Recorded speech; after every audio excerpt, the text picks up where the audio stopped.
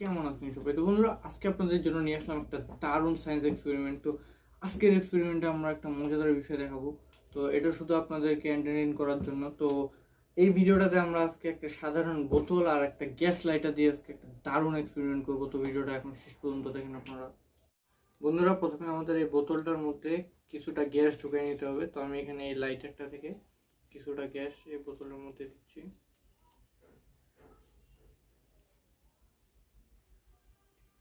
আশা করি হয়ে যাবে। এটার মধ্যে গ্যাসটা চলে গেছে। তো এখন আমাদের এটা আগুন লাগাতে হবে।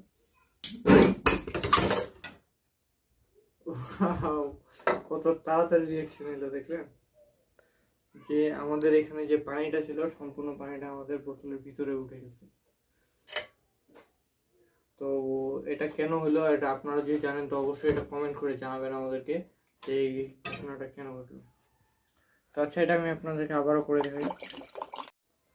সো গাইস, আমরা এটা আবার ট্রাই করব। তো এবার আমরা স্লো মোশনে করে দেখবো আসলে এই বোতলের ভিতরে কি ঘটতেছে আর পানিটা কিভাবে যাচ্ছে। চলুন দেখাই।